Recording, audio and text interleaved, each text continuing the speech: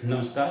BA तृतीय semester इतिहास विषय में परीक्षा से संबंधित महत्वपूर्ण प्रश्नों की श्रृंखला लेकर के आया हूँ। उसमें महत्वपूर्ण प्रश्नों के बजाय जिन प्रश्नों को सिलेबस में दिया गया है, उन सिलेबस वाले प्रश्नों को जिनकी बड़े सवाल आने की संभावना ज़्यादा रहती है, बड़े सवाल बनते हैं, उनके ऊपर मैं पूरा आज फोकस कर रहा हूँ। आप विशेष करके इस पूरी वीडियो को ध्यान से देखना। इसमें मैं यूनिट वाइज एक एक क्वेश्चन पर आपको बता रहा हूँ कि इससे कौन कौन सा क्वेश्चन बन सकता है और यूनिट वाइज चलेंगे अपन।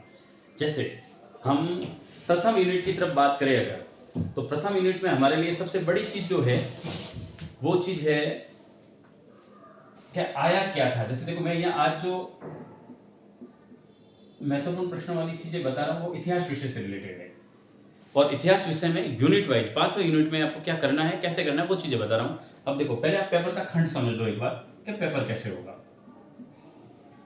ये जो पेपर है ये दो पार्ट में होगा, पार्ट ए और पार्ट बी। जो पार्ट ए है उसमें 10 क्वेश्चंस आएंगे और 10 क्वेश्चंस में प्रत्येक क्वेश्चन 2 अंक का है, तो इसका मतलब 10 प्रश्न 2 अंक के हैं, तो 20 नंबर की यूनिट ये जो पार्ट है वो ए रहेगा, और 10 के 10 सवाल करने कंपलसरी है आपको। इस पर ज्यादा फोकस करना। जो पार्ट बी है ये यूनिट वाइज आएगा, unit first, unit second, unit third, इस प्रकार से सवाल आएंगे इसमें। अब जब ये सवाल आएंगे यूनिट थर्ड, यूनिट फोर्थ, ध्यान रखना आपको एक चीज विशेष ध्यान रखनी है।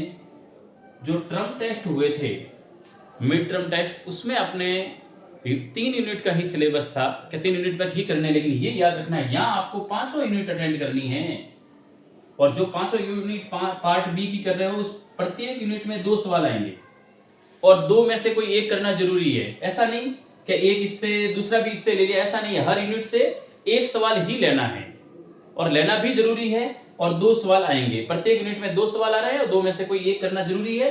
एक क्वेश्चन यानी आप 5 यूनिट से एक एक क्वेश्चन लोगे तो 5 सवाल होंगे, और 500 से लेना जरूरी है एक एक, और एक क्वेश्चन 12 नंबर का है तो 60 नंबर यहाँ हो गए, और 20 नंबर, ये टोटल 80 नंबर का पेपर होगा जो 3 घंटों में आपको पूरा करना है।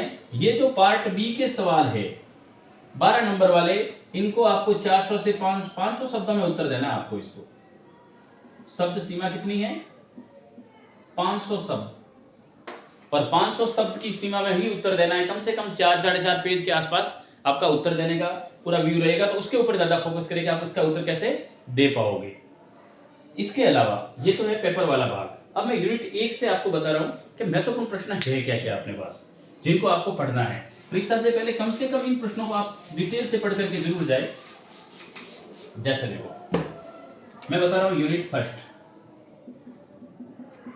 यूनिट फर्स्ट में जो पहला सवाल बनता है वो बनता है आपके मुगल शक्ति के विघटन के कारण।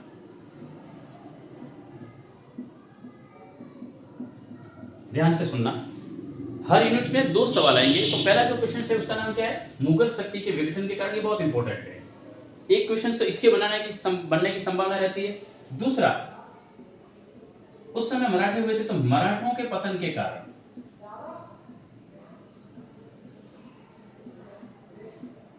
यानी मराठे क्यों पतन में आए, उनका क्यों अवनति हुई, उनके पीछे क्या कारण थे, तो मराठों के पतन के कारण देने हैं।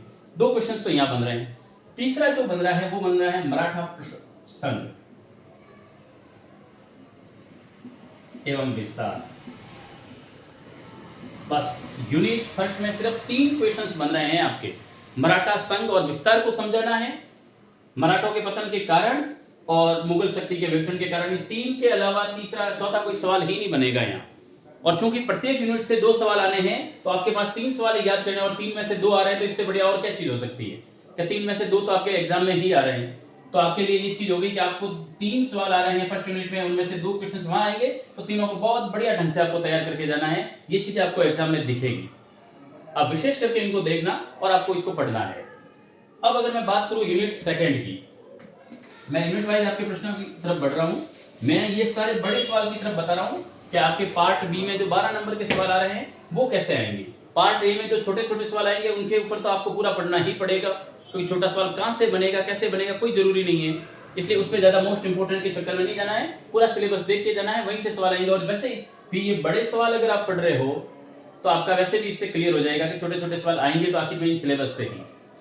अगर मैं यूनिट सेकंड की बात करूं आपके सामने, तो आपको एक ध्यान रखना, इस समय ये क्वेश्चंस बनता है, जैसे देखो छोटे छोटे अपन यूं कहेंगे टिप्पणी लिखने के बारे में।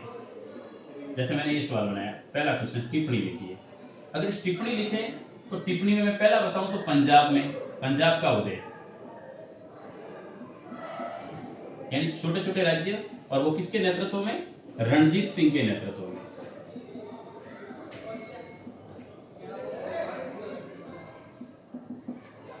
दूसरा, 18वीं सदी में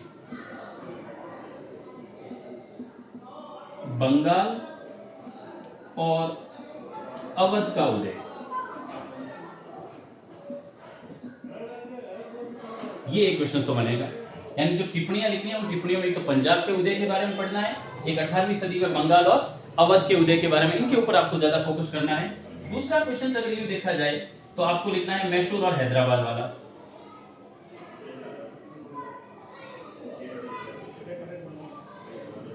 मैसूर एवं हैदराबाद का उदय, ये आपके दूसरा क्वेश्चन बन रहा है। ठीक है, तो पहला क्वेश्चन कौन सा है? पंजाब का उदय रणजीत सिंह के नेतृत्व में, फिर बन रहा है 18वीं सदी में बंगाल और अवध का उदय हो जाएगा। ये 2 पॉइंट्स है पहले क्वेश्चन के। दूसरा आपको याद रखना है मैसूर और हैदराबाद का उदय। और तीसरा क्वेश्चन अगर यहाँ से कोई बनता है तो दक्षिण भारत में 2 बड़े राज्य थे जिनका उदय हुआ, दक्षिण भारत में क्षेत्रीय राज्यों का उदय,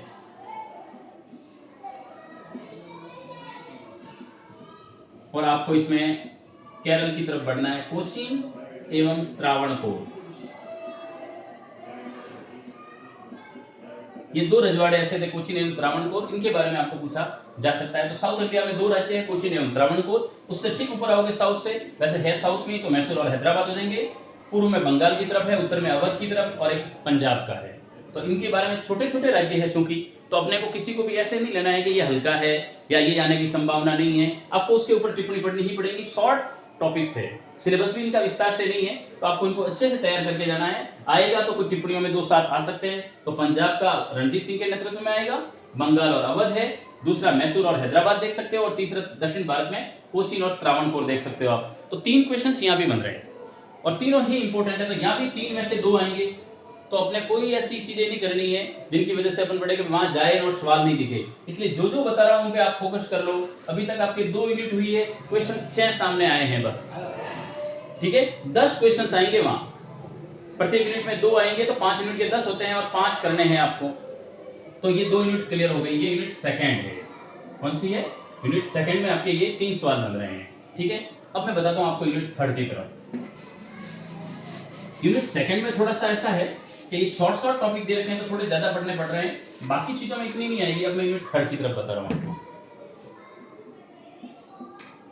यूनिट थर्ड जो है वो भी बड़ी इंपॉर्टेंट है। इसमें देखो, यूरोपियन कंपनियां जब भारत आई, अंग्रेज आ रहे,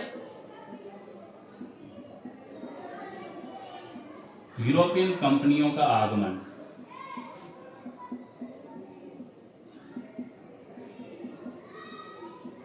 उस समय उनका नियंत्रण कैसा रहा एवं प्रभाव, ये सवाल बड़ा इंपॉर्टेंट है। यूरोपियन कंपनियों के समय और उस समय भारत की अगर यूं पूछा जाए तो ये भी पूछा जा सकता है कि राजनीतिक एवं आर्थिक स्थिति कैसी थी। यानी यूरोपियन कंपनियां जब भारत में आई उस समय राजनीतिक और आर्थिक स्थिति क्या थी, तो नियंत्रण और प्रभाव इसी से समझ में आएगा। तो यूरोपियन कंपनियों का जो आगमन हुआ उस समय भारत की स्थिति क्या थी, उन्होंने कैसे इनको नियंत्रित किया और क्या उनके प्रभाव या परिणाम रहे, ये क्वेश्चन आपके लिए है पहला। दूसरा क्वेश्चन बहुत इंपॉर्टेंट है और गारंटेड इनमें से एक आएगा, प्लासी एवं बक्सर का युद्ध।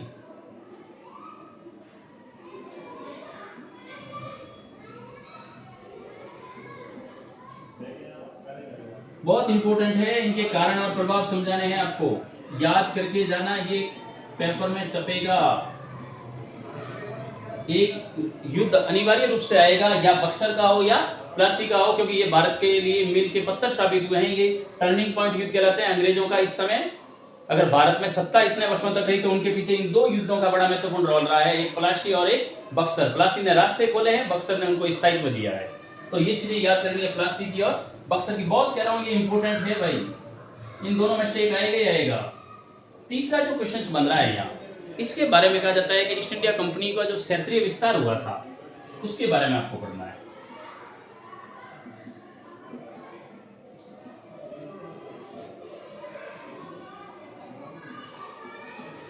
ईस्ट इंडिया कंपनी का प्रशासन एवं क्षेत्रीय विस्तार,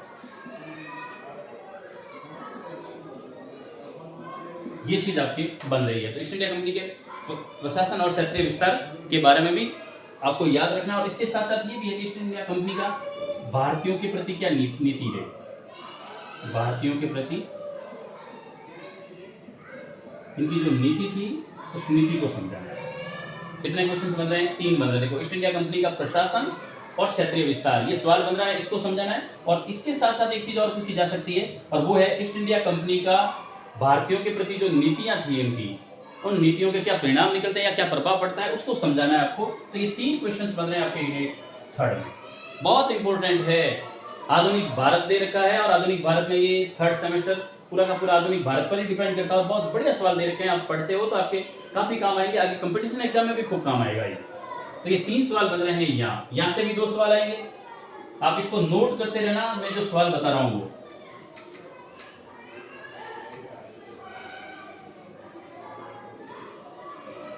अब आपके यूनिट 4 की तरफ बढ़ते हैं अपन।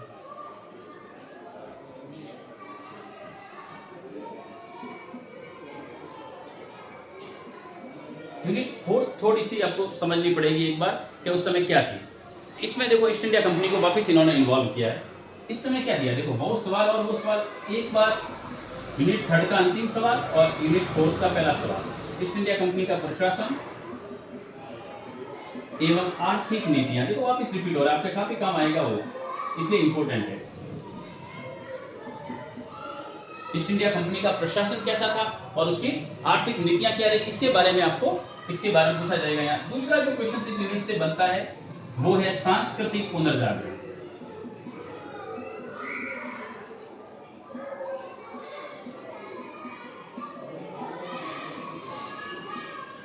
सांस्कृतिक पुनर्जागरण को समझाइए, यह आपके दूसरा सवाल बनेगा। तो इस प्रकार आपके कितने सवाल हो गए? 2। ईस्ट इंडिया कंपनी का प्रशासन एवं आर्थिक नीतियों को समझाइए, और दूसरा है सांस्कृतिक पुनर्जागरण को समझाइए। जो सवाल कह रहा हूं उन सवालों पे फोकस करना, इन्हीं सवालों के आने की संभावना है और पूरा पूरा आएगा, ठीक है। इसके अलावा सांस्कृतिक उत्थान का उदय कैसे हुआ,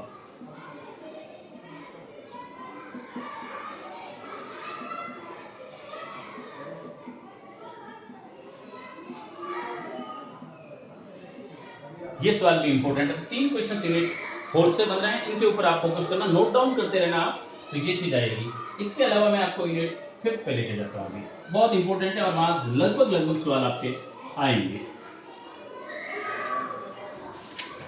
देखो यूनिट 5 में क्या है, इसमें सबसे पहले तो है लॉर्ड डलहौजी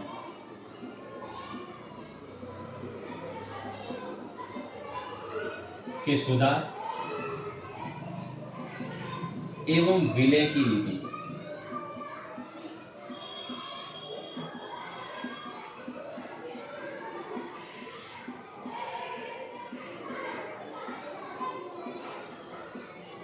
लॉर्ड डलहौजी के सुधार एवं विलय की नीति को समझाइए, ये आपके यूनिट 5 में सवाल आने की पूरी संभावना है। इसके अलावा आपके जो दूसरा प्रश्न आता है वो आता है 1857 की क्रांति।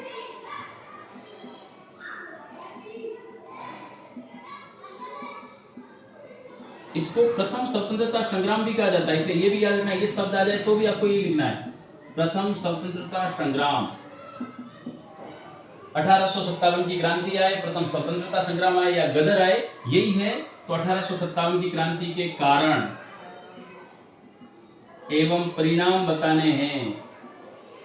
और तीसरा सवाल अगर कोई बनता है तो वो वापिस यही बनेगा, 1857 ईस्वी की क्रांति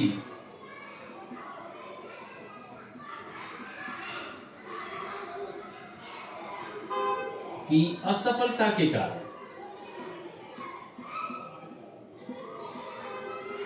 देखो ये 30 सवाल बनते हैं 5 मिनट में, कुछ भी ज्यादा बड़ा नहीं है। लॉर्ड डलहौजी के सुधार और विलय की नीति को समझाना है, गोद निषेध प्रथा है, वेबगत हड़प का सिद्धांत। तो एक चीज आपको पढ़ाई हुई थी, उसी चीज पे फोकस करना है।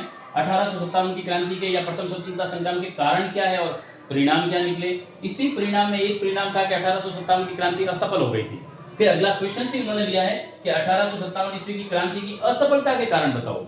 ये क्रांति के कारण है और अब बताना है असफलता के कारण। दोनों ही आपको याद करना है। असफलता के कारण ये थे कि क्रांति जिस निर्धारित तिथि को शुरू होनी थी वो हो नहीं पाई, सभी का सहयोग नहीं मिल पाया, देशी राजाओं का अंग्रेजों को उल्टा सहयोग करना ये भी भारतीयों के प्रति था। बुद्धिजीवी वर्ग अलग से रहा, सिर्फ सैनिकों ने किया, उत्तर भारत तक क्रांति सीमित रही। कई सारे कारण हैं, वो सारे 1857 की क्रांति के असफलता के कारण है। तो ये अलग चीज है, क्रांति के कारण अलग है और क्रांति के असफलता के कारण अलग है। ये 3 सवाल आपके बन रहे हैं और ये इंपॉर्टेंट है। मैंने हर यूनिट में 3-3 सवाल बताए हैं। टोटल 5 यूनिट में 15 सवाल होते हैं और 10 सवाल वहां आएंगे। तो इससे बढ़िया क्या मोस्ट हो सकता है। पूरा का पूरा सिलेबस भी कवर, कोई भी टॉपिक छूट भी नहीं रहा है और इंपॉर्टेंट का इंपॉर्टेंट भी हो गया। तो ये क्वेश्चन आप जरूर पढ़ करके जाए, आपका पेपर भी अच्छा रहेगा। हिस्ट्री में मार्क्स वैसे भी कम आते हैं, आप लोग कितना सुधार कर पाते हो वो चीज है, पर शब्द सीमा का ध्यान रखना और टाइम को ध्यान में रखते हुए उत्तर देना। आपको 25 मिनट के आसपास एक बड़ा क्वेश्चन पूरा करने की कोशिश करनी है। Wish you all the best.